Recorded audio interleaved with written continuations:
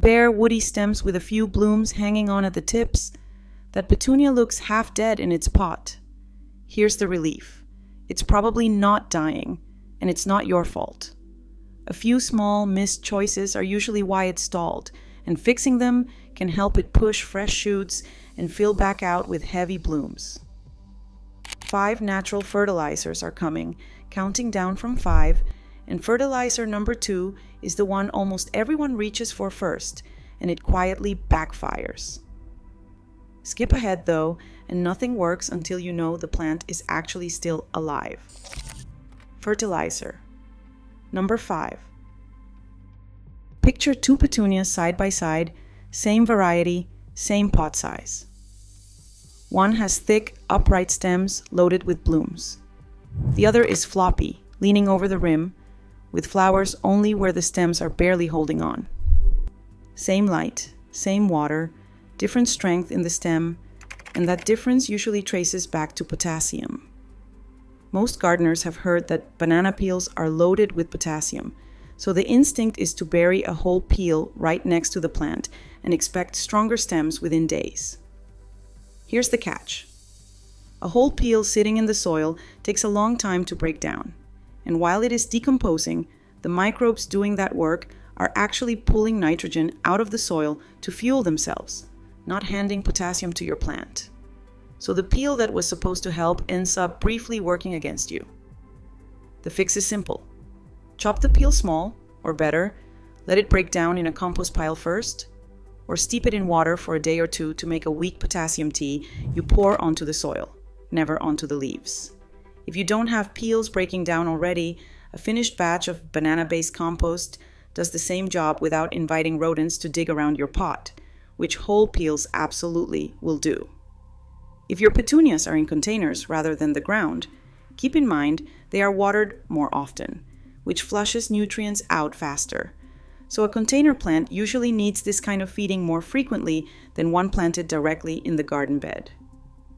This is not a one-time miracle.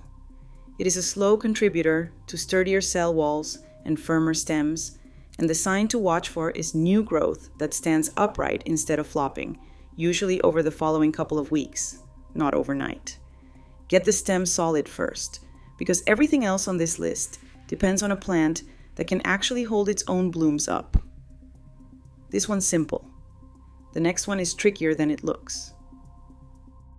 Fertilizer number 4 is where good intentions quietly cause damage. Look at the newest growth near the tip of a struggling petunia. If it looks curled, stunted, or the crown feels soft and weak, calcium is often the missing piece, because it's what plant cells use to build strong walls in brand new tissue. The common habit is tossing a few cracked eggshells straight into the pot and assuming the job's done. It feels right, because eggshells clearly contain calcium. But whole or coarsely crushed shells can sit in soil for years almost unchanged, doing nothing for a plant that needs help now. The difference is grind size. Dry your shells out completely, then grind them into a fine powder in a blender or with a mortar. That fine texture is what actually breaks down fast enough to matter. Work the powder into the top couple of inches of soil around the base. If your soil already has decent calcium levels, which many garden soils do, skip this one. It won't add much beyond what's already there, and there's no reason to add more than the plant can use. A quick way to guess at this, without a lab test, is to think about your water. If it's hard water full of minerals, there's a decent chance calcium's already covered, and adding shells on top just wastes your effort. A gentler alternative is tossing crushed shells into your compost pile, where they'll slowly enrich everything you add to the garden later, not just this one plant. The benefit isn't dramatic new blooms overnight. It's firmer, less distorted new shoots as they emerge, which you'll notice over the next few weeks rather than the next few days. And next is the feed that feels the most obvious of all. Fertilizer number 3 is the one that feels the most obvious, and that's exactly the trap. Pale, washed-out leaves that just won't turn a deep green, even though the plant's getting plenty of light and water, that usually points to nitrogen.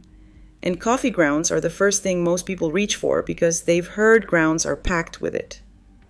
Sprinkling used grounds straight onto the soil feels harmless, almost free.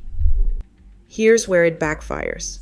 Fresh, uncomposted grounds sitting on top of the soil get broken down by soil microbes, and those microbes pull nitrogen from the surrounding soil to do that work, which means your plant can end up with less usable nitrogen right after you fed it, not more. That's the opposite of the goal.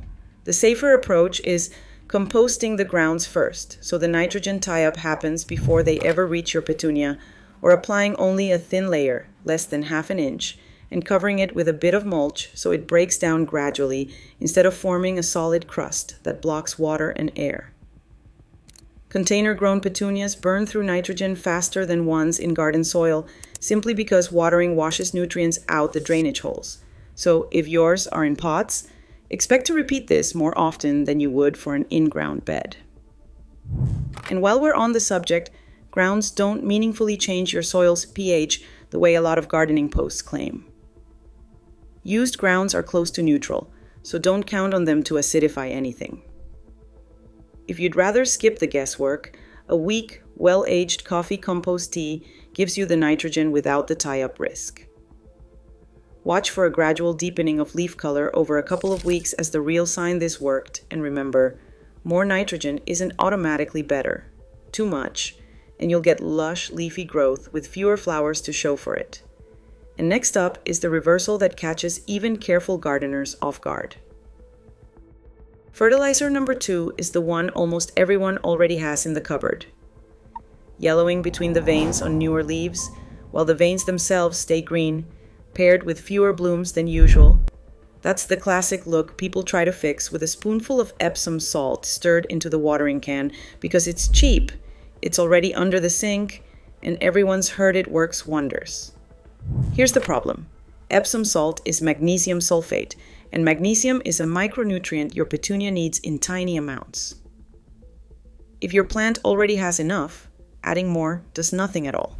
And if you keep adding it anyway, the excess magnesium can actually crowd out calcium uptake, creating a new problem while you're trying to solve one that might not have existed in the first place. This is not a universal tonic, and treating it like one is where people go wrong. Before you reach for it, look for that specific interveinal yellowing pattern on new leaves. That's the real signal of a magnesium shortfall, not just any pale or tired-looking foliage. If you're not sure whether magnesium is actually the issue, a simple soil test kit from a garden center will confirm it in minutes and save you from guessing with a nutrient your plant may not even need. If you see it, a small, properly diluted amount mixed into water and applied per the guidance on the package can help. If you don't see that specific pattern, skip it entirely. There's nothing here to gain. Overdoing it risks scorched leaf edges and a nutrient imbalance that's harder to fix than the original problem. The real payoff of getting this one right is leaves greening back up evenly, not a sudden explosion of flowers that comes later once everything else lines up. And what comes last actually ties every correction on this list together. Fertilizer number 1 is where everything else you've done finally gets tested. Here's a frustrating situation. You've already cut back the leggy growth. You've checked for green under the bark, the plant is clearly alive, and it's still just sitting there, not pushing new growth the way you expected. This is where people panic and drown the plant in whatever liquid feed is closest, assuming any boost will kick things into gear. That instinct isn't wrong, but the execution usually is. A homemade compost or manure tea that hasn't fully cured, or one that's gone anaerobic and started smelling sour, can actually burn tender roots instead of feeding them, which is the last thing a recovering plant needs.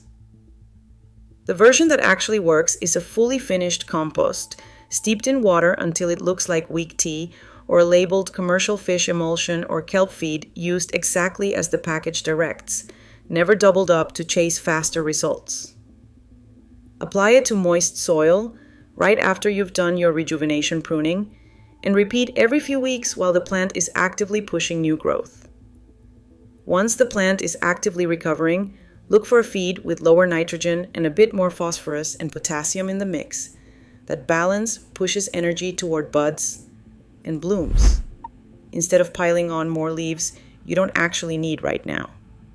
This is the step that actually earns the name revival, because it's feeding a root system you've already confirmed is alive on a plant you've already cut back to force fresh branching. The fertilizer isn't doing the work alone, it's finishing a job. The pruning started. Skip this step on a plant you haven't checked for living tissue first, because feeding something with no living roots left changes nothing. Watch for fresh shoots low on the stem and a noticeably fuller shape within the following weeks. This is where the other 4 corrections finally pay off. So here's the short version. Confirm the plant's actually alive before you do anything else. Scratch a stem near the base and look for green underneath. Cut back the leggy growth to force new branching. Match whatever feed you reach for to a real visible symptom instead of just habit, because potassium, calcium, nitrogen, and magnesium each solve a different problem, not the same one. Then follow up with a properly diluted tea or emulsion to support the recovery once everything else is already in place. You don't need to do all 5 today. Figure out which symptom actually matches your plant, start there, and add the rest as it needs them. Stacking the right corrections together will always beat betting everything on one flashy trick. Go do the scratch test on your Petunia's lowest stems right now before you feed it anything. And if you want more of these plant-by-plant fixes as the seasons change, sticking around and subscribing means you won't miss the next one.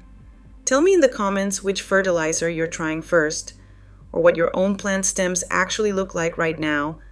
I'll help you figure out what's really going on.